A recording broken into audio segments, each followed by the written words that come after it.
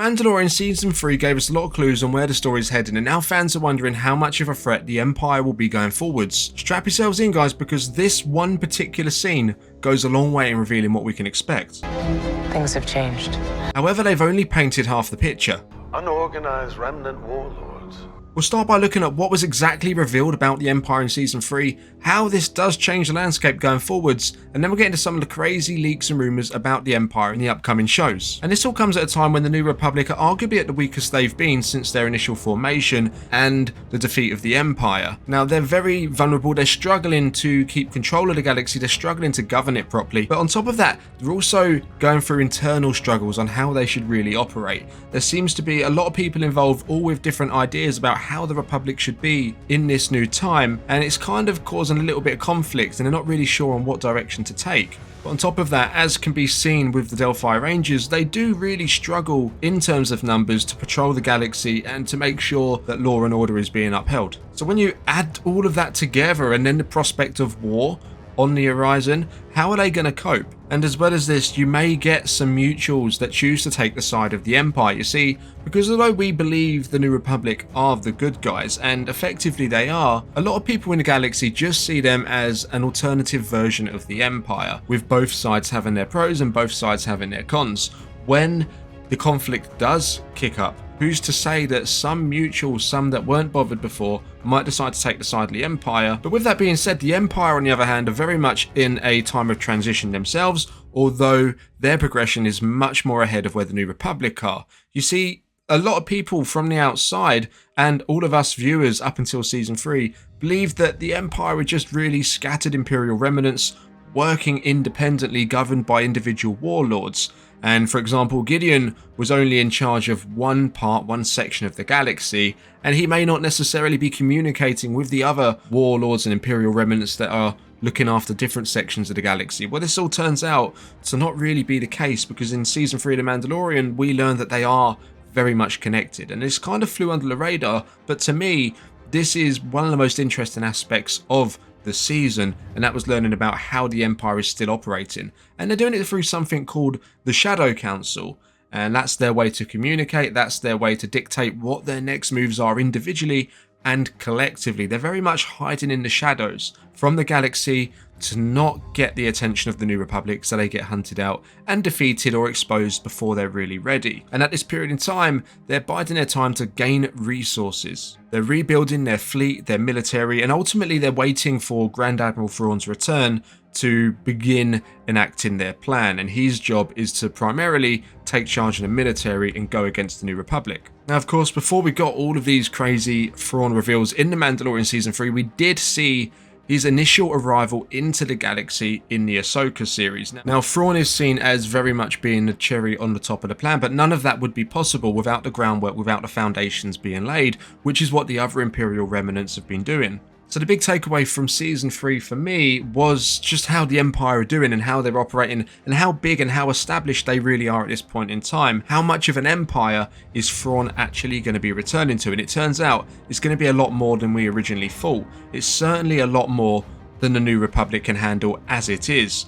And if you thought the Empire, with the element of surprise sneaking up from the shadows, led by one of the most intelligent beings in the known galaxy in Grand Admiral Fraun, was bad enough for the good guys, well, I'm afraid to say that this doesn't seem to be the worst of it. You see, with some of the crazy reports that are coming out recently from very respectable places, they speak of Fraun spending time in a new galaxy, in a new part of space. Because if we look back at the end of the Rebels series, Fraun and Ezra disappeared into the unknown regions, and from there we haven't really picked up with him whatsoever. Well, this is where that moment comes in. This is what happens in the Ahsoka series. He returns, but what he's been doing while he's away is also aiding the Empire. You see, he's been spending time in a new galaxy. Now, whilst he's been in this new galaxy, and just to correct that here, it does say new galaxy or new space, so it could be one or the other. It could even be a part of the galaxy we've never seen, or it could be a new galaxy altogether. But effectively, he's been amassing, it seems, his own forces and he's been making his own allies, all sharing the same vision of driving a nail through the New Republic. Now, it does speak of Night Sister connections, and we have actually seen that in the Ahsoka trailer with the appearance of Morgan Elsbeth. And with Night Sisters, they have magic powers, so they can reanimate their dead. And it also goes on to say that there's going to be undead Imperial Stormtroopers from the Empire that are brought back to life to serve Fraun. So they're literally raising the Empire back from the ashes and joining that onto what has been built by the Imperial remnants while he's been away. And of course you get the two tie-ins there with the Dark Jedi, which is Balin and his apprentice Shin. It seems like they're very much on Fraun's side. They aren't a different story in the Ahsoka series altogether.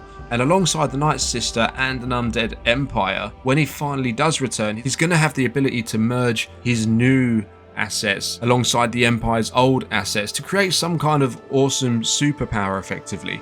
And at this point in time, I think it's safe to say the New Republic are in serious trouble. They would have struggled anyway. They would have struggled without Fraun's return. Let's get that right. But now he's back with all of this. I don't see it really ending that well for him, at least at the moment. It's going to really take every hero that they can possibly get their hands on in the galaxy to come and help him. I'm talking Ahsoka, Luke, Boba Fett, Din Djarin, the Rebels crew, everyone you can think of.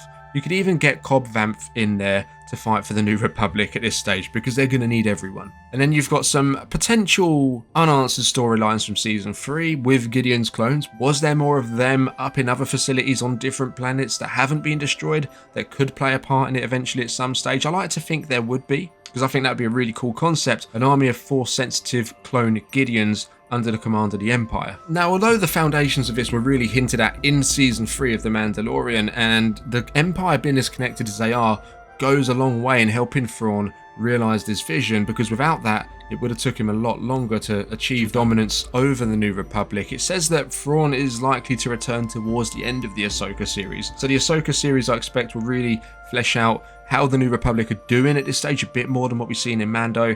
Build on Ahsoka's story, introduce the live action audience to Ahsoka, which I think is much needed as well. And then at the end of that, tip of the iceberg, the cherry on the cake returns in Grand Admiral Fraun. And from there, perhaps this would be elaborated on even further in the Skeleton Crew show, although at the moment, we're not too clear on how closely the stories are going to be intertwined, but they are going to have some kind of connection. But if it's not in the Skeleton Crew show, then this is very much going to take place in Mando Season 4. And on Season 4, the word at the moment is the show's primarily going to focus on Din Djarin, Grogu, and Carson Teva, and they're mostly going to be dealing with New Republic kind of stuff rather than Mandalore. And of course, with Fraun's arrival in the galaxy and all of these mighty Imperial forces under his command, then I think that's going to come under New Republic stuff, because of course the New Republic is going to be Fraun's primary target. What we've got in Mando Season 3 for the Empire, alongside these leaks and what we know about the Ahsoka show, they sound fantastic, and I can't wait to see how capable the Empire still is and what exactly they're going to become once Fraun returns. Now, it seems like they're going down the heir to the Empire kind of route, and if so, that leaves open a potential for much crazier stories to come our way. And I mean, if they continue down this path, I wouldn't be surprised to hear at some point, and this is of course just speculation from me, that Dave Filoni's movie is only the first of a trilogy potentially. We all know where the stories finish with the sequels. Key characters are absent in the sequel trilogy, such as Fraun, so I believe this is all going to wrap up eventually with the heroes likely believing they've won, only for the third wave of the Empire, or what they'll call it the First Order, to rise again. And they could literally give us it all if they decide to go down the route of Heir to the Empire. We could get Luke, Han, Leia back in the mix, and that would only seem right for such a galactic level event for them to stand up and take charge once again.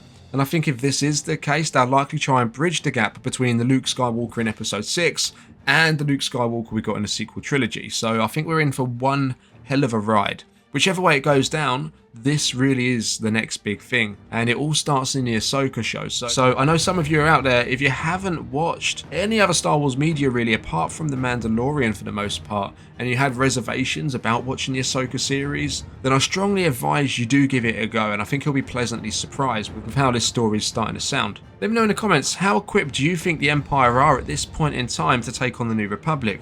Remember to subscribe to the channel if you're new, leave a like, I'd greatly appreciate it. I'll catch you in the next one. This is the way.